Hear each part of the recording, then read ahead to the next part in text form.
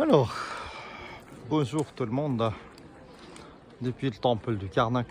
Et c'est qu'on voit ces grandes charmes.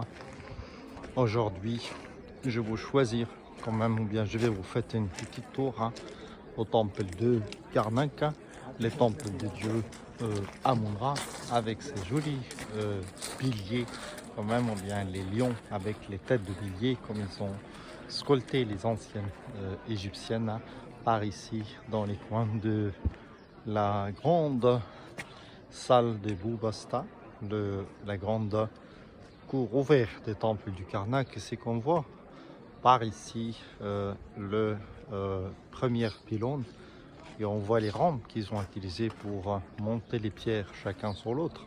C'était la bonne réponse. Ce sont des gens qui imaginent, ou bien qui disent que c'est les gens d'espace qui ont construit les pyramides. En tout cas, avec notre petit tour, peut-être je vais vous guider vers un coin un peu oublié, un peu pour des spécialistes. C'est qu'il y a des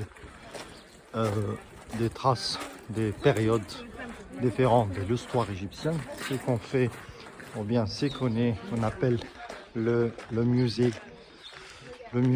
en plein air. Et c'est que les archéologues, ils ont décidé à faire les chapelles blanches, les chapelles rouges, tous les genres de chapelles. Et c'est que c'était les noyaux des grands temples comme le temple du Karnak. Il était composé doucement avec les temps. Il y a des charmes spéciaux, il y a des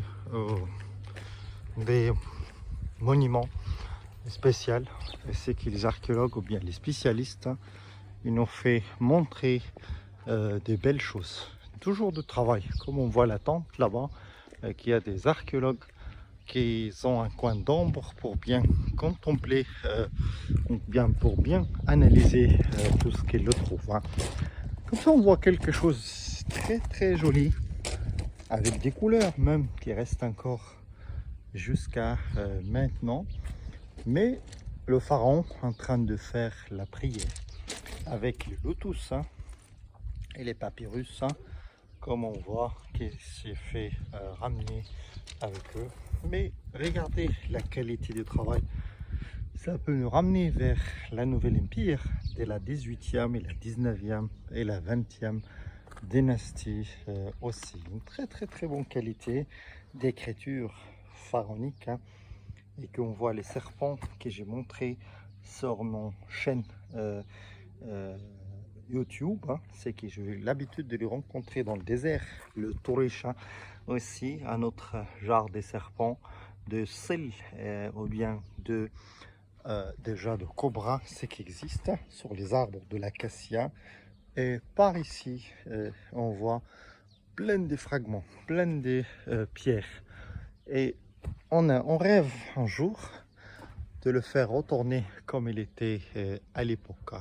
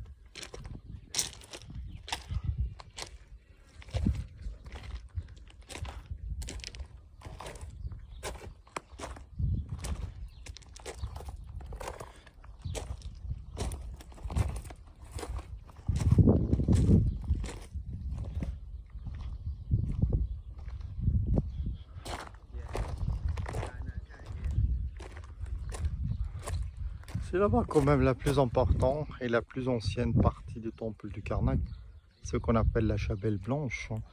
C'est qui s'était recomposé par un architecte français qui s'appelle Givarier à l'année 1936. Imaginez-vous qu'il s'était trouvé réutilisé toutes ces pierres. On a fait recomposer aux années petit à petit.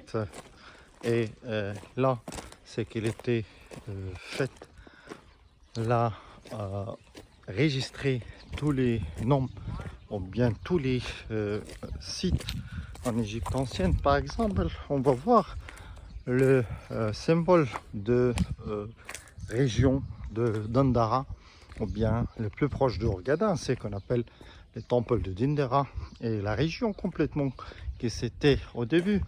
Il y avait un dieu en forme d'un crocodile, ou bien son symbole c'était les crocodiles, là, c'est qui s'appelle Iq dans la mythologie pharaonique. Alors on fait bien concentrer sur les symboles de Dendera, et comme ça c'est le dieu Iq dans la mythologie pharaonique. Plein des noms, tous les noms de sites, hein, tous les noms de villes, ou bien des régions égyptiennes. 42 régions registrées sur le nom de pharaon Sinusert le premier. Et là, on voit des symboles, des animaux sacrés, les anciennes qui sont toujours pris comme symbole pour toutes ces mythologies. Regardez ces charmes. Ça, c'était notre tour, et on vous invite de venir visiter et de voir ces charmes des monuments égyptiens qu'il existe partout.